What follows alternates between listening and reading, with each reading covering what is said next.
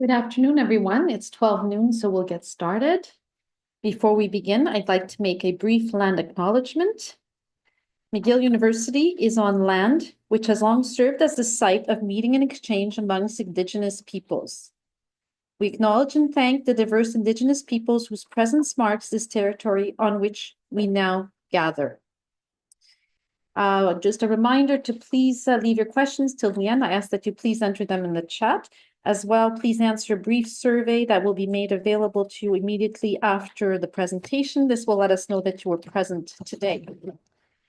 Very happy, honored to be presenting our speaker today, known to most of you, Dr. William Foulkes, who is an oncogenetics researcher and clinician. He is head of the Division of Medical Genetics, both at the MUHC and the JGH. He's also the chair of the University Department of Human Genetics. He has published widely on numerous aspects of inherited cancer susceptibility and is the scientific director of the BRCA symposium, the 10th edition, which will be held in Montreal this year in May 2025. This is supported by the Montreal-based HBOC Foundation. And he hopes that some of you will be inspired to attend this symposium. So without further ado, I'd like to introduce, to present Dr. Foulkes. Thank you.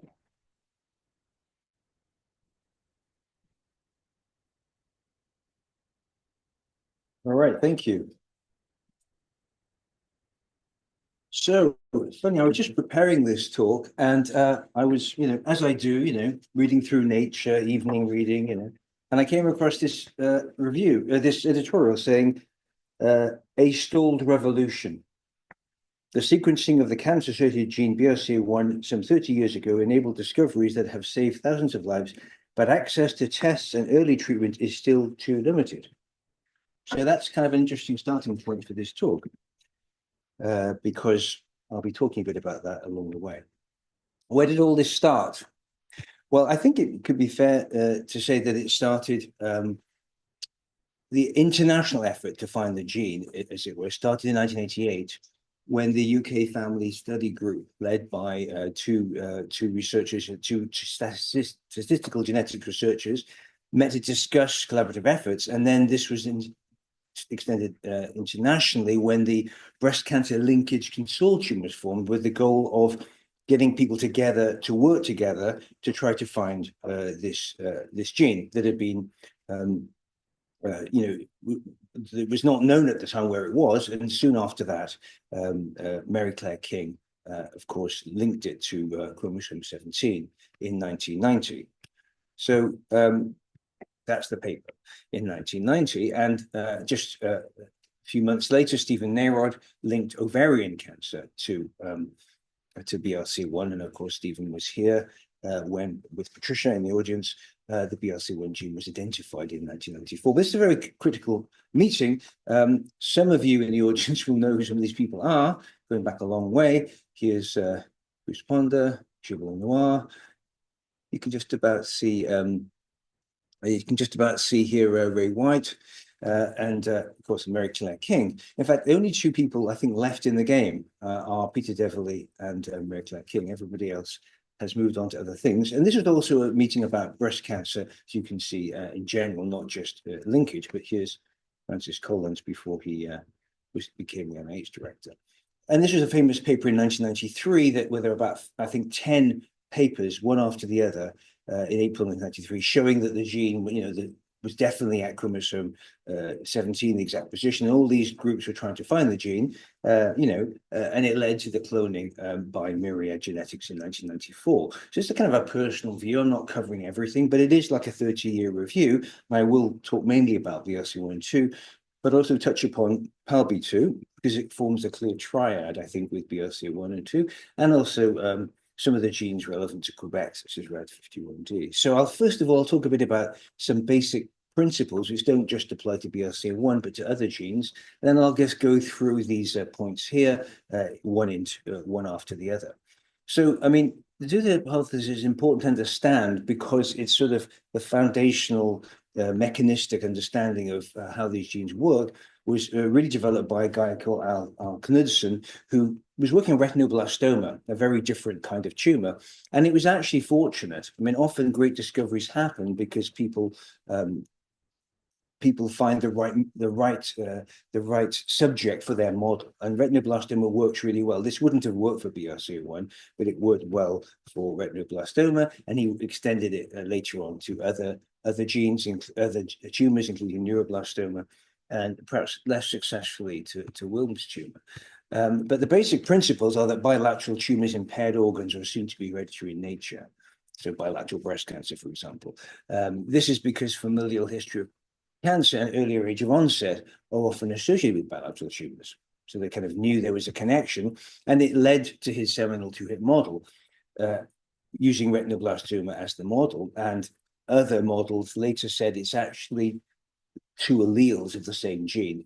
Knudsen never said that, but later on others came along and said it's probably two mutations in the same gene, in this two alleles, both alleles, the maternal and paternal allele, such that there's no product, or no full-length product from that gene. And so the idea was the inherited case, the first hit was in the germline and inherited, and then only one more hit is needed on the other allele for tumorigenesis. In acquired cases, both occur somatically, each affecting one of the two alleles. So obviously you need more hits. In retinoblastoma, the tumor Knudsen studied initially, all bilateral cases are hereditary. That was the key point. It's not true for hereditary breast cancer. Not all bilateral breast cancer is caused by a single gene, whereas all retinoblastoma is. So he had the right sample, as it were, the right sample to test the mechanism. And because one is inherited, only two more hits are needed, one for each side. So one inherited and two more. Whereas if it's not inherited, you need four hits because you need two hits on each side to get to your requisite number of events. So you can just sort of imagine that here. So in an inherited example, you've got first hit is inherited. Here it is here. And the two hits, that's the second hit in one side and the second hit in the other. That makes three hits in total. Whereas if the mutation happens later in life here, then you can, you have two sides to the body, that is, you can see here that you need 1, 2, 3, 4. So this is less likely. And that's why bilateral tumors are less likely in people who don't have inherited variants. And there's different mechanisms of knocking out the other allele. There's many different ways of doing it. One of the most frequent actually is mitotic recombination or loss and reduplication, where you actually have reduplication of the mutant chromosome here, or loss of the whole mutant chromosome. So here you lose genetic material. Here you don't actually lose any material, but you copy one of the lost. You copy the retained chromosome. So that results essentially in no, as you can see here, no normal protein being produced from that gene. And this is a model that's been turned out to be true for many, if not all, tumor suppressor genes. So what about BRCA1/2? That's your basic model. What about BRCA1/2? Well, it's implicated in numerous distinct mechanisms that lead to increased cancer risk. But, it seems like DNA repair is the common one. And that also links to BRCA2, where really the most well understood function of BRCA2 is involved in DNA repair. So I'm going to stick to DNA repair as the basic point. And there's different mechanisms of DNA repair. Base excision repair, nucleotide excision repair, mismatch repair. But the one that's relevant here is, in fact, recombinational repair or homologous recombination repair, where you get interstrand crosslinks and double-strand breaks that have to be repaired, caused by X-rays or cisplatin or mitomycin C or other drugs. And it turns out that BRCA1 is absolutely critical for making this repair. And there's a bigger model of that shows here that, in fact, the genes I told you about before, BRCA1, BRCA2, PALB2, and RAD51C, the RAD51 family, are all implicated in this process whereby you have a break. It's sensed by a number of other genes, including ATM. And then BRCA1 is attracted to the breakage, brings in PALB2, and RAD51 does the actual repairing. So it's a kind of a perfect process. You end up with a completely normal bit of DNA at the end of the process. It's error-free, whereas other mechanisms, such as alternate end joining, where POLQ is involved, is error-prone, and you end up with mistakes. And that becomes kind of important in a minute. Why is it important? Well, because if it's error-free, then you'll get genomic stability. Whereas if there's error-prone methods, then you'll end up with instability. And so if you could, as it were, make a tumor cell use alternate repair to repair a defect that it can't repair by homologous recombination repair, then you'll get instability. And this turns out to be very important therapeutically, which I'll talk about in a minute. So BRCA1 has all these sort of numerous proteins that bind to it, different parts of the protein. As I say, BRCA2 is less well known. It's a very old paper from 20 years ago. I don't make any apologies because, in fact, it's still true that these proteins bind, but of course, it's only a small fraction of what's known about these genes at the moment.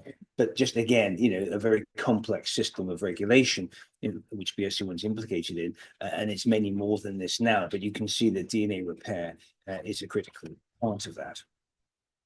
So, how are they related to BRCA1 and 2? Well, BRCA1 in fact binds to PALB2. You can see here through its coil domain of the coil domain of PALB2 binds to BRCA1 here, and the coil domain is here. So these two things bind together, and then the so-called WG40 domain of PALB2 binds to the PALB2 domain of BRCA2. They're all closely related, and BARD1 binds to the ring finger. So they're all kind of interrelated, and sort of schematically shown here by David Livingston. You can see that they're all. It's kind of interesting that in a way you could have found all these genes by doing immunoprecipitation, just pulling down. So they all bind together. So you could have pulled them all down and found all the genes. And that's actually how PALB2 was found.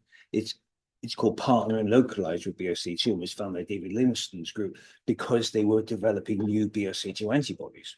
And they said, oh, what's this new protein? And it turned out to be a breast cancer susceptibility gene. So, this knowledge has important correlations for pathology and for treatment. So some caveats are that it's not all about HRD, DNA repair. There's a thing called R-loop accumulation, where you get sort of RNA-DNA hybrids, and that seems to be influenced by BRCA1 as well. So that is a sort of HR-independent effect. So there could be some role for that in cancer susceptibility, resulting in aneuploidy if you don't have that, if these R-loops are allowed to accumulate. And secondly, perhaps just very recently, there's a question whether you actually need a second hit at all. I just told you about the two-hit model, but there's some data coming out recently from Harvard, but also not closer geographically, but closer politically, from Toronto, from Vancouver, with Sam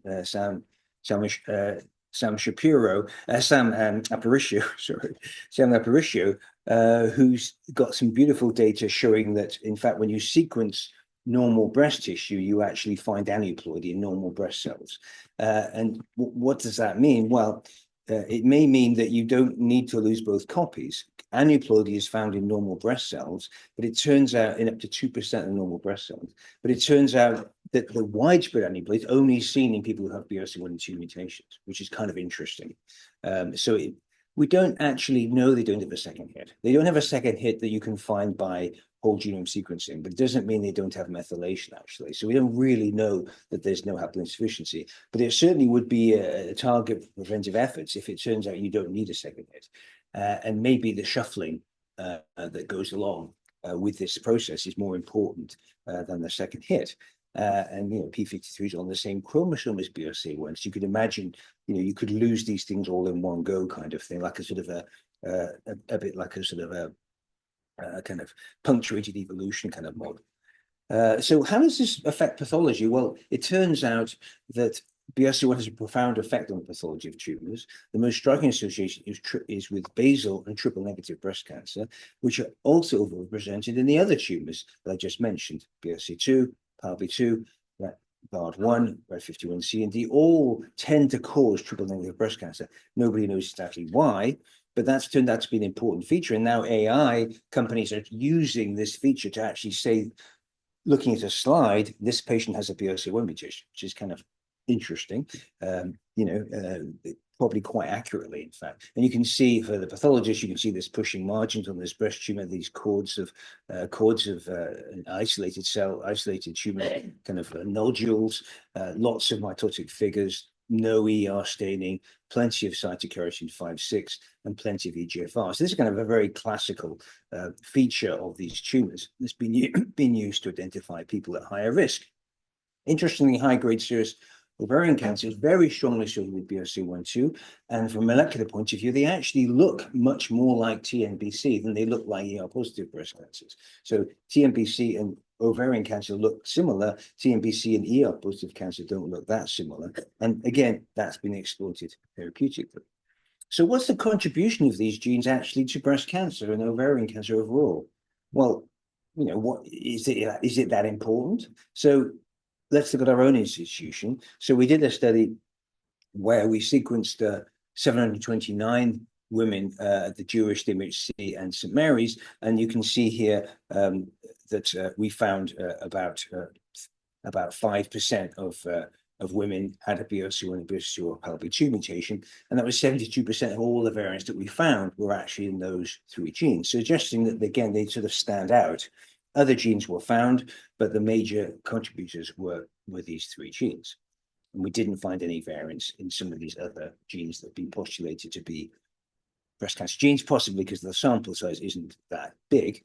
And then we decided, well, okay, let's make this sort of like a mainstream program whereby in the first test, the counselor was involved. In the second test, the second project, the test is ordered by the physicians themselves. And now with help from Evan Weber, who helped me with the slides, we've got Stephanie Wong and Brianna, who's been working with us and gathering the data. We have 9% of patients positive, and 6.5% are these genes. Now, it's a slightly different criteria because the GREAT study was all comers, and now this is women under 50, people with triple-negative breast cancer, people who are Ashkenazi Jewish, people who might be eligible for PARP inhibitors, contralateral breast cancer. It's a slightly different group, but overall you can see that people with triple-negative breast cancer had a nearly 12% probability of having a mutation. So just having a TNBC gets you into 12% frequency and 20% for male breast cancer. So you can see that you know, this is a program now that is going to continue, I'm sure, and it's basically, you know, there's no going back to the old model. Everybody prefers this. There's some glitches, but overall everybody prefers it. So these are considerable contributors to breast cancer, particularly in young women. What about ovarian carcinoma? It's actually a lot greater. Now, we kind of known that for a while, but it's kind of quite striking. So the first 176 patients were tested by a private company. 97.2% of women agreed to be tested, and we found 24% had a mutation in a major gene, most of them being BRCA1, BRCA2, and the RADs with PALB2 contributing a little bit. So 24% compared to what I just said, more like 10%. So that's a very substantial. 1/4 of all non-low-grade ovarian cancer have mutations. And then we thought, well, let's bring it back to Montreal. Let's not do it with Invitee. And these are the data now from Laurie Shabazian and the gynae group led by Lucy and others, of course. And you can see he tested 79 women. And what's interesting is in women diagnosed between the age of 41 and 50, almost 50% of the women have a mutation. I mean, it's almost, nobody would have thought it was that high, you know, and we're talking about just 4 genes that have been mutated. So nearly, 41% of people are positive. It's small numbers, but still, it's a very striking number, and nobody would have thought it would be that frequent. And you can see overall, you've got 22% of women have a mutation, and the median age, of course, is substantially younger than the people who don't have mutations. So this is, a lot of strong impetus for prevention is that these women, obviously, it's too late for these women, but for the women with breast cancer, the idea is preventing from this happening by preventive surgeries. What about pancreas cancer? A very nice study being done by Angela and Kugia and George and other people here at the MUHC. You can see a pretty high frequency of mutations in pancreas cancer. Interestingly, ATM rather than BRCA1/2 come out high, but you can see overall it's a significant percentage, around about 5-6% of people have a mutation in one of these genes. At the moment, it doesn't, have strong implications for treatment. There are some patients who respond well to PARP inhibitors, but in general, pancreas cancer has turned out to be a rather difficult tumor for targeted therapy. What about the natural history? What happens to women who get a breast cancer and have a BRCA1 mutation? Earlier studies suggested they had a better outcome, but that's because of ascertainment bias, because only people who are alive were in the studies, because it was done by linkage. So you have to take a blood sample, you have to be alive to have a blood sample. So women who died, who had the mutations, weren't in the studies. So when we did a study at the JGH with Nora Wong and Louis Bergin, we showed that in fact the survival was actually worse, but it was only actually worse if they didn't get chemo. And that's been validated by other people. It turns out that the tumors are quite sensitive to chemo, and it's because historically in the 1980s, women didn't get chemotherapy. You have to remember, under 2 centimeters until the mid-90s, you didn't get chemo, and there was no ER staining. So it basically those women didn't get chemo. So once we accounted for that factor, and chemotherapy is widely applied, the difference has largely gone away. So basically, they don't have a worse outcome from breast cancer. But if you're not aware that they have a mutation, then they're obviously more likely to die of ovarian cancer. So that's one of the major goals of testing women with breast cancer, is to prevent ovarian cancer, not to actually affect the breast cancer itself.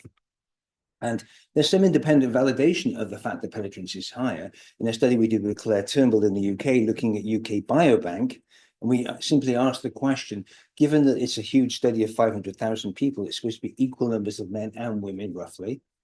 If mutations don't cause any differential involvement of men or women, then they should be have the same frequencies in both groups, right? Men and women should have the same number of these mutant alleles. And that's, for example, for something like MLH1, which affects men and women, there's no difference between the male and females. But if you look at here for BRCA1, there's a significant deficit of women. They should have had 308 female carriers based on the number of women. And in fact, they only had 263, suggesting a penetrance of about 20%, which, given that this is done more recently, obviously, some of those women probably may have taken preventive action, but that still suggests that even in 2024, there's still some deficit caused by these genes. BRCA2 actually was less of an effect, which is kind of interesting. Don't quite know why that is. Could be to do with penetrance at younger ages. What about treatment? The big thing is, what difference does it make to people to find these mutations? And of course, we know that HRD, I just showed you in that picture of HRD with platinum causing the breaks. So if you have a drug that causes a break in a cancer cell that can't be repaired, then that's bad for the cancer, good for the patient. So the idea is that platinum has become one of the key therapeutic sort of endeavors in people with BRCA1/2 mutations, and then followed up by more recent directed therapy based on PARP inhibitors, which are essentially force the tumor to go down a non-HR pathway, which is error prone, and that leads to genomic instability, as I was mentioning earlier. They sort of trap PARP stuck on the DNA. And there are lots of early breast cancer studies in patients with BRCA1/2. This is a summary of them. And overall, there was clearly some good effect, but it wasn't quite as striking as being expected in the early studies. Essentially what happened was that it looked good early on in terms of the breast tumors went away with preoperative chemo, but then it didn't necessarily translate as well to long-term survival. It's not clear there was an advantage from these papers. If you look through them, you'll see the differences. They're not that significant in terms of overall survival. In the metastatic setting, however, a study from Andrew Tutt showed that giving platinum rather than Taxol led to significantly better outcome. You can see in this line here, this group here are cisplatin plus BRCA1/2 mutation, whereas all the other groups, either Taxol without a mutation or Taxol with a mutation, or platinum without a mutation, you can see here they didn't do as well. So it suggested that in the metastatic setting, there was an advantage to treating patients with platinum. So PARP inhibitors became the big story around about 2009, and this is like a sort of a rough kind of timeline of how it went over that era.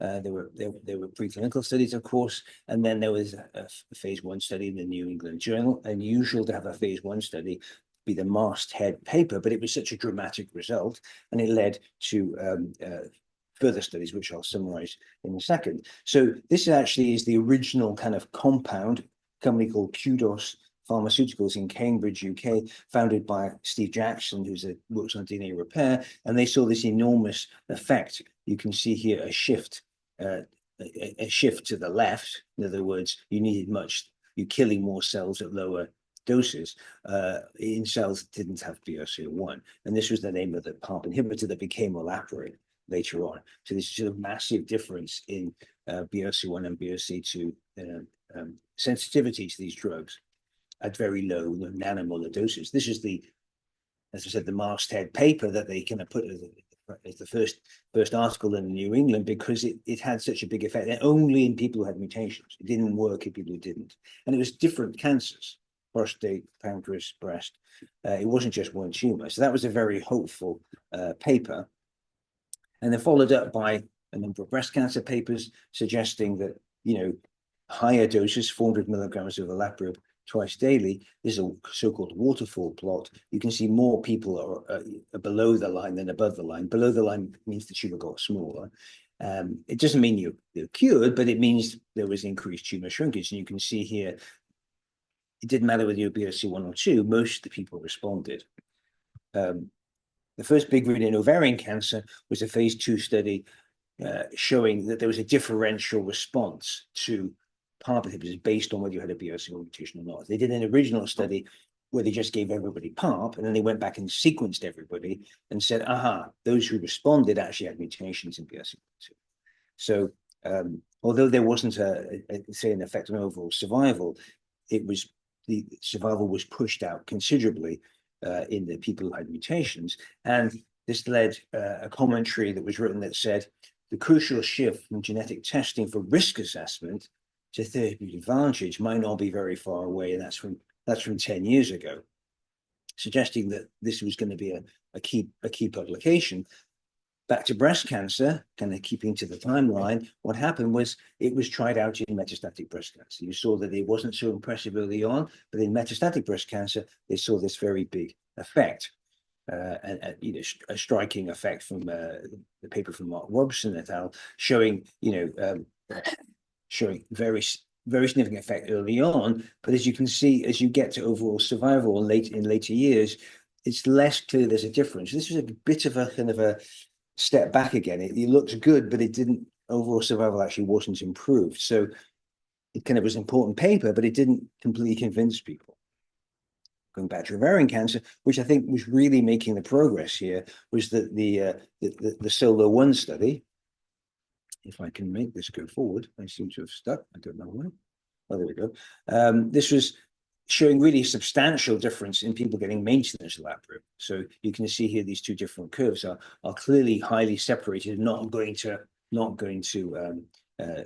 get back together again. As you can see, this is a very significant effect, and this is time to second progression or death. So you've had a response to platinum, and now you put them on olaparib and see what happens. So the interpretation, it was 2 years of maintenance therapy, and you can see it's sustained quite along beyond 2 years, the number of months shown at the bottom, so that it went on working. We only had it for 2 years. So it suggested that we should be giving maintenance PARP inhibitor, which is really, again, a strong reason to go and test women. This was why suddenly people went from saying, who's genetics, to could I please, who are you, genetics? I don't need to see genetics. I'll see the oncologist, to saying, can I please have this test? And SOLO-2 phase 3 was the final analysis. You can see here overall survival. You can see a significant advantage, and it's a bit unfair because you have to adjust it for people who actually switched. They're allowed to switch arms if they relapsed. And when you did that, there was a median overall survival of 12.9 months. So really, I think although, as they say, it wasn't reached because so many people switched over, in fact, this was a strong argument for maintenance of olaparib in that setting. The adjuvant setting for breast cancer, it wasn't so encouraging metastatic, but they went ahead with a very important trial, the Olympia trial. And Stephanie Wong helped me with these slides, so I'll acknowledge Stephanie. This is Stephanie's slide. You can see here that they randomized patients with stage 2 to 3 TNBC or ER positive HER2 negative breast cancer with a poor response. Big study, 1,800 women randomized 1-to-1 to compare them with olaparib after having had the chemo, then olaparib or no olaparib follow up for the primary endpoint being disease-free survival, and that was Stephanie with her own creation recently, and you can see here this doesn't look like a very impressive effect, but in fact the statisticians were pretty clear these two curves were never going to reach it back together again, and so the stratified hazard ratio for distant disease or death was 0.57, which is a pretty significant effect. So I think this was an absolutely practice-changing result, because it meant that patients needed to have their gene status known before they started treatment, because clearly soon after they had the neoadjuvant therapy, they would need to be on olaparib, if they had a BRCA1 mutation. And this is overall survival. Again, it doesn't look like a big difference, but actually that's that's a 3.4% over absolute improvement, which is, in this day and age, is not a trivial number at all, because these women do very well anyway over that time period. But I think this is a significant result. So it led to a guideline update saying the need for broader genetic testing, which again, 2022, which kind of motivated the whole kind of breast cancer world to get on with breast cancer gene testing. So if you imagine like a timeline starting from 1990 with the linkage to the cloning, showing that BRCA2 is involved in DNA repair, then PARP inhibitors were first published in 2005. It's actually quite quick to go from finding a gene to an effective therapy in sort of about 30 years. And, along the bottom, other studies like MRI, preventive mastectomy and oophorectomy, PALB2, multi-gene panel testing, PARP inhibitors now for metastatic breast cancer, and that was really a sense of where we're going, and then showing that it's effective it's good to identify gene carriers early on in the diagnosis, and that, showing along the bottom, that's sort of the idea that this is where our study kind of fitted into that, showing that there was a considerable number of gene carriers in that group. So that's kind of wrapped up treatment, if you like, rather rapidly, but it gives you an overview of where we're at. What about risk factors for breast cancer? And of course, this is a huge topic, giving an entire talk, obviously just on that. So I thought I would take a slightly different kind of view on it and talk about bias, because a lot of these studies are based on data sets, opportunistic data sets of people who've been tested. And one of the great tricky examples is bilateral self-epidural oophorectomy, so removal of the fallopian tubes and ovaries. Does that change the risk of breast cancer, not the risk for ovarian cancer? And you think it might do, because women who are born without ovaries have a low risk of breast cancer, and patients with hypofunctional ovaries tend to have a low risk of breast cancer. You'd think it would have an effect. There's a lot of, a lot of animal data, human mouse data, human data to support this is true. And 2005, this paper came out, which I actually was part of, which suggested there was a really big effect of doing an oophorectomy on breast cancer risk. This kind of made people think, so you should remove the ovaries early, even if you don't have a risk for ovarian cancer right now, because it'll affect your breast cancer risk. Kind of important, because you're removing normal organs of women who, going to be faced with not having, normal ovarian function for much longer than you would have normally wanted them to be exposed to that effect. Other studies found the same thing. But interestingly, a prospective study from Toronto didn't find any effect, and there's two other studies. So now there's a beginning to be a shift. They start saying, yeah, there's a strong effect. It fits with what we know about oophorectomy, but these other studies didn't find the same thing. So there could be biases in these studies. A great study from the Netherlands actually wrote a paper on what kind of biases can be involved. And it's a pretty complicated paper if you're not an epidemiologist, which I'm not. But if you go through it, and also Wackold had a similar paper at the same time in another issue of the JNCI, looking at the problem of enrolling patients from high-risk clinics. They're not population patients, okay? They're different.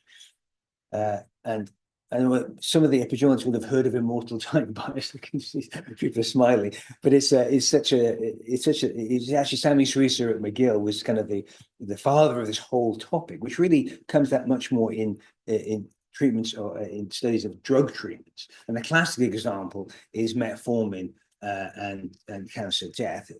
The idea was that if you took metformin, you had the lower risk for cancer, and there were loads of studies done and loads of people with randomized controlled trials, and God knows millions of dollars were spent on this. And it turns out that the problem is that you had to be alive to get the metformin, but they counted it from when you started taking any drugs. So the prescription started here, and then the event was here. But this time but the metformin started here. This was a sulfonylurea drug. Metformin started here.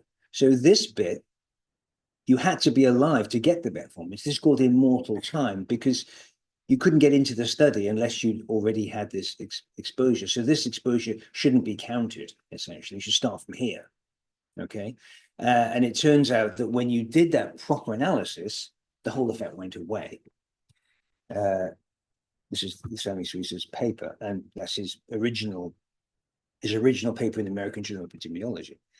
And so the study from the JNCI looked at the different types of biases, and what they did was they removed all the potential biases and then did the study again on their own data in Netherlands, and they found there's basically no effect of oophorectomy on cancer risk because of these potential problems of cancer-induced testing. You test people because they've had cancer. If they hadn't had cancer, they wouldn't get tested. So you're missing people who didn't have cancer, who weren't tested, which can introduce all sorts of biases, excluding people who had mastectomies. Obviously, you say, well, of course you exclude them, but it means you don't know, what their status would have been in mortal time and so on and so forth. So when these all analyses are redone, then the question looks a bit cloudier. But then another study came more recently with absolutely huge effects, 0.28, 0.19, published in the Journal of Oncology. So we're kind of still struggling. This paper was published quite recently, 2021. Very substantial benefits from doing this surgery. So Toronto group went back and revisited their original study. And they did a smart thing. They said, okay, let's just divide the cohort into people who had breast cancer before they had the surgery, BSO, that's the prevalent cases, and those who didn't. So those are the incident cases. And this doing a matched case control study in both groups, BRCA1 only. So if it really was a true effect, there'd be equal prevention of a BSO in both groups. And it turns out there was only in the prevalent group was there an inverse association. So the prevalent group where the breast cancer happened first, there was an effect. But in the incident group, which is the kind of the true group, there was no effect. So the probable bias is that cancer-directed testing and immortal time meant that there probably was no effect overall. And this is important for practice. So the results in the incident group is much more biologically plausible and probably correct. But we still then go back to the original question is why isn't it protective? I mean, it should be really. And that's what's led people to think that the original data was correct because it made sense. So now we're left with a bit of a conundrum as to why it doesn't work or why it doesn't appear to work in the setting of BRCA1 too. But that's a biological question. I think it can't be answered by epidemiology, it seems to me. So what areas of uncertainty are left after all the 30 years? I mean, obviously a lot, and I've chosen just a few to discuss. I think one question that's now coming out a lot is who should we test for BRCA2? You know, given that they're important genes with known treatments, with known preventive actions, fairly well-established risks. Should we test all women with breast cancer for breast cancer genes? All women, like we did in the GREAT study. No matter if you're 85 years old, doesn't matter, just get tested. Should we test all women? Never mind about breast cancer. After all, if you want to prevent breast cancer, you've got to test them before they get breast cancer. That means testing everybody, all women, men perhaps as well, but certainly all women. That's a big undertaking. And if we say yes to A, what gene should we test for? Should we test for 100 genes, 1,000 genes, 2 genes? And then if we say yes to A and to B, should the gene list be the same? After all, you're testing them for breast cancer, you're testing them because they have breast cancer. So you're looking for something that may affect their own current situation now. If you're testing someone who doesn't have breast cancer, now is a different question. And there's a lot more women, and you're going to find a lot more stuff that you don't know what to do with, and so on and so forth. So the questions aren't exactly the same. Should we just get on with it? You know, we know that BRCA1, BRCA2, what I call them B1, B2, P2, we know those 3 genes are important. We know they're frequent. We know that there are treatments. Just push for testing, for publicly funded testing for those 3 genes, forget about everything else. Or should we wait around for a longer, time to get a more comprehensive test that will be more expensive, may cover heart disease, other problems, why just breast cancer? Why does that get the special treatment?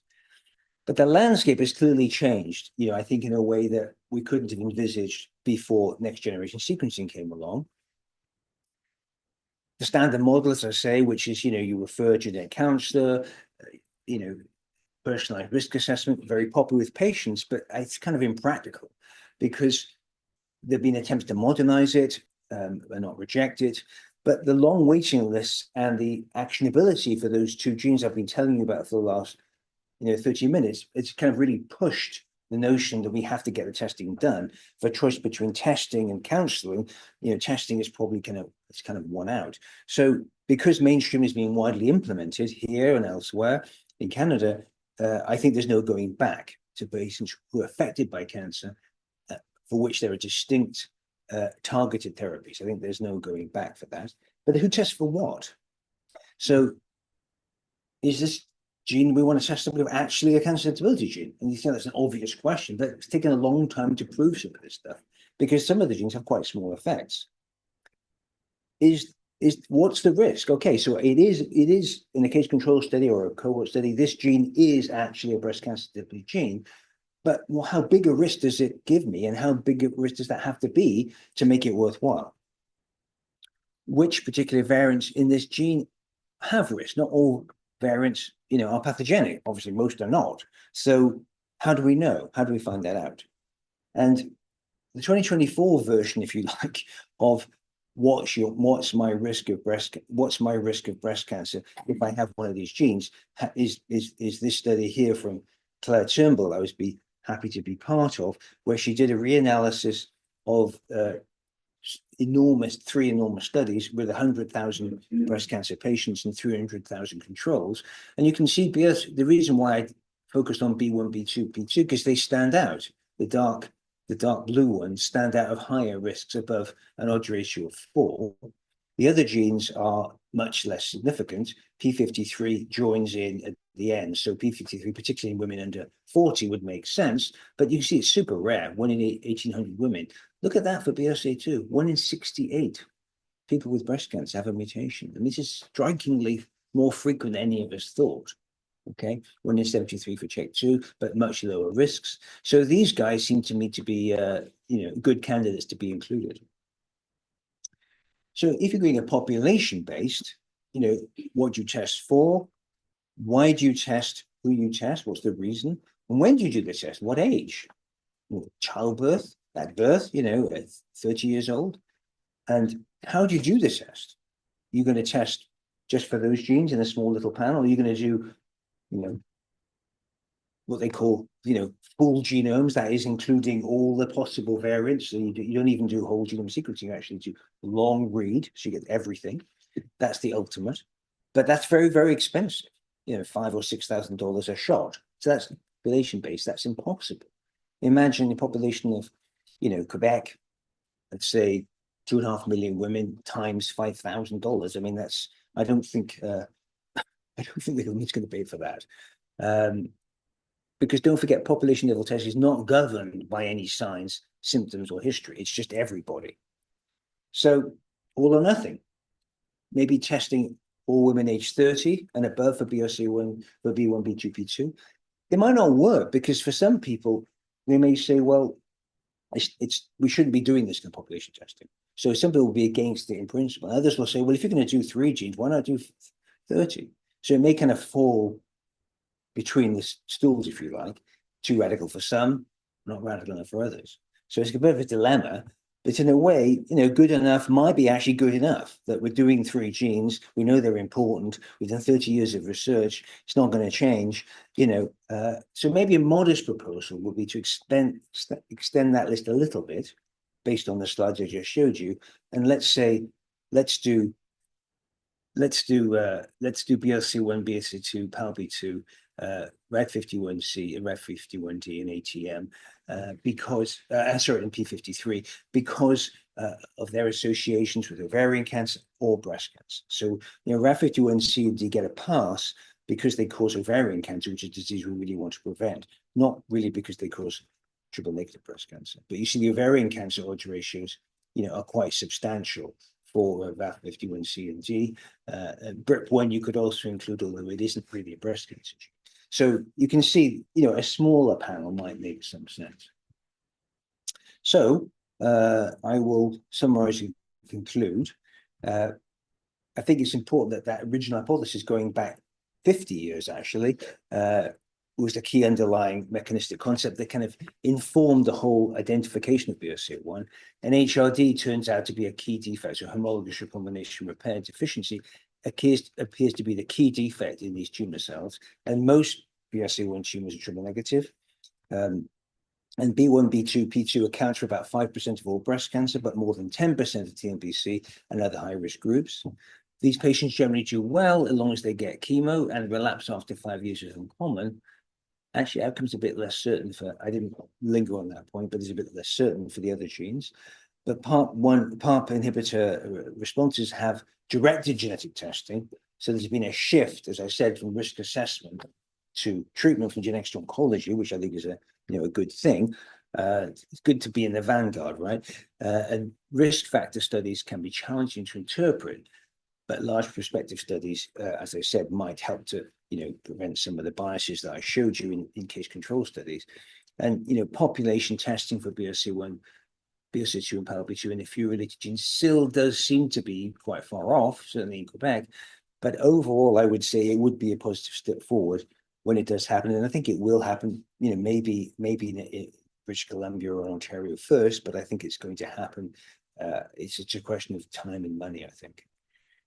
Final thought. So with the benefit of hindsight, 30 years later, recognition of the entity called BRCA1 and its later cloning were, I think, defining moments for breast cancer and ovarian cancer genetics.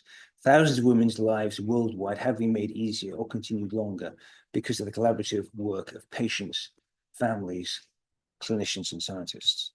And please join me if you can. This year in May for the conference. Fantastic. Thank you so much. Really very comprehensive talk on the topic. Really greatly appreciated that. Are there any questions in the audience?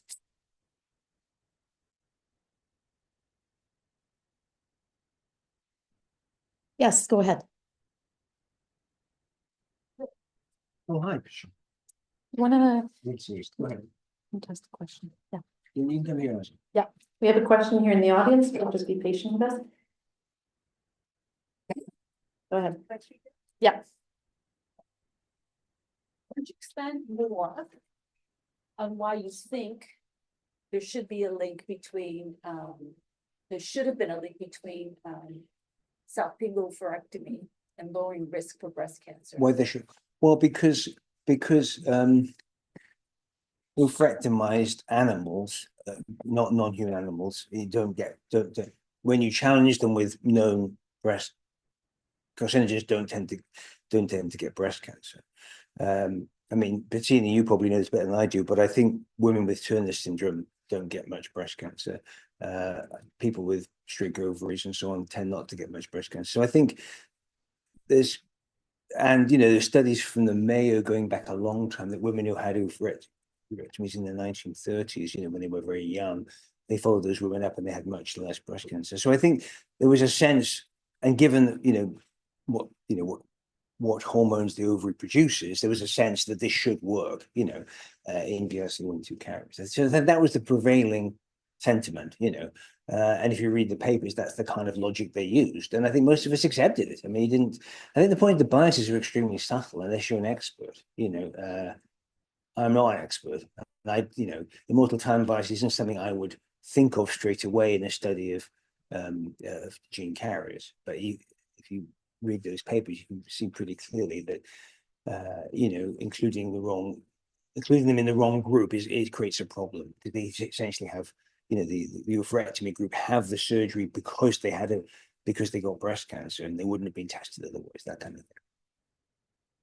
There's a question here from George Fantis about the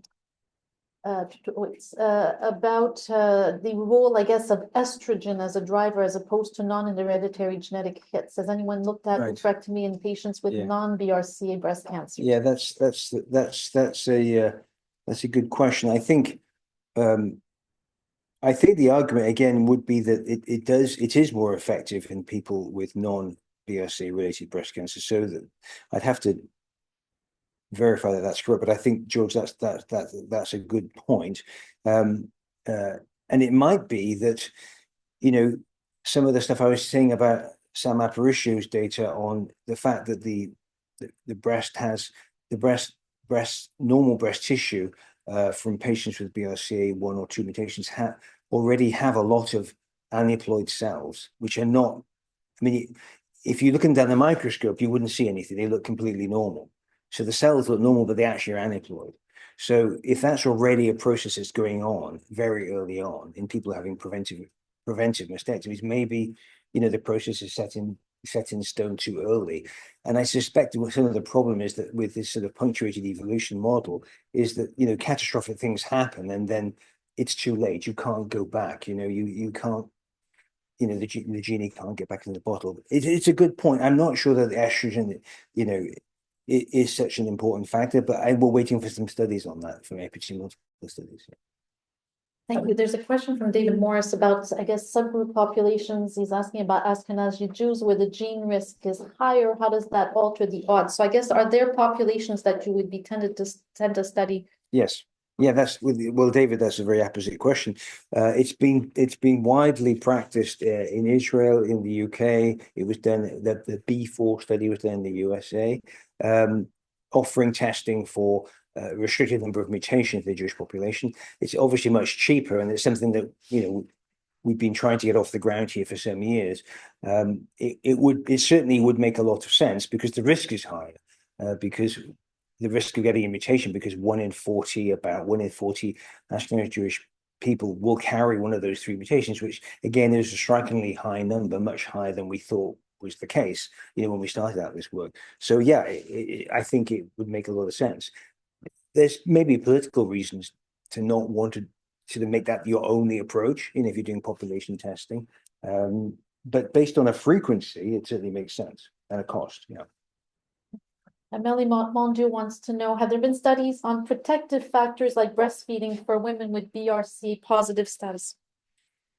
Yes, breastfeeding appears to have roughly the same protective effect as women with BRCA as those without. There appears to be a small protective effect. It's not particularly large, but there does appear to be an effect. And your second question is, yes, it is exactly a tricky issue because it not just relates to testing in the 30s, as you mentioned, because women are having children later, but also the fact that, for example, most people think that ovarian cancer, high-grade serous cancer, arises in the fallopian tube in most cases, maybe 80–90% of them. And therefore, you could say, well, let's just remove the fallopian tubes and not take out the ovaries, you won't have the negative effect of, we know that removing people's ovaries before, prematurely before menopause is not good for their health, except for ovarian cancer. So if you focus on just the fallopian tubes, then you could perhaps get the benefits of the surgery without the downsides.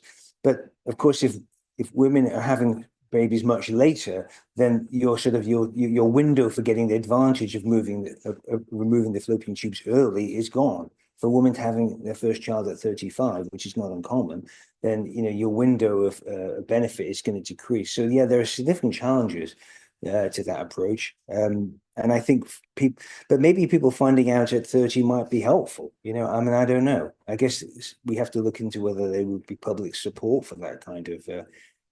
Would be the first question, I think. Any other questions in the room? I have a question for you. So, you mentioned sort of why breast cancer, not other, I'm talking about screening at large. There are in our society, we are doing screening, we are spending a lot of money on screening for breast cancer. Yes. And colon cancer. I guess those are the two big ones, Yes. Maybe prostate cancer, Yeah. you could argue, but doing mammograms every 2 years and colonoscopy every 5 years. So there's already, I guess my point is there's already a budget allotted to screening for breast cancer. Could you envision sort of using the combination of the genetic testing with the frequency and kind of offsetting your budget that way? Well, I mean, possibly if people will accept not being screened. I mean, one of the problems with the whole polygenic risk score argument is that polygenic risk score is extremely good at predicting risk. It's describing risk, but predicting risk is another matter. And it would work in a sense by saying that half the population, don't need a mammogram because their risk is much lower. And I think a lot of women might say, well, hang on, I've been having a mammogram every year or for 2 years, maybe inappropriately, and now you're going to stop. Again, it would require quite a bit of education. And similarly, colonoscopy is probably, it's been quite difficult to show at a population level that they save lives. It seems if people go for the colonoscopy, but many people don't go, there's an intention to treat. So you're right. I think showing people at higher risk and trying to pick out those at really high risk, I think that's really what I'm talking about. I'm not sure that trying to adjust people's risk from 40% to 30% is going to make any difference. Yeah. If your risk is 80% or 20% or 80% and 10%, that's a number that most of us can kind of compute. But if polygenic risk scores end up putting people into relatively narrow tranches which aren't that different, it's going to be hard for us to understand what the benefit would be, and would there be real financial savings? It may end up costing more money because the testing won't be free, right? Yeah. It'll cost a lot to test everybody.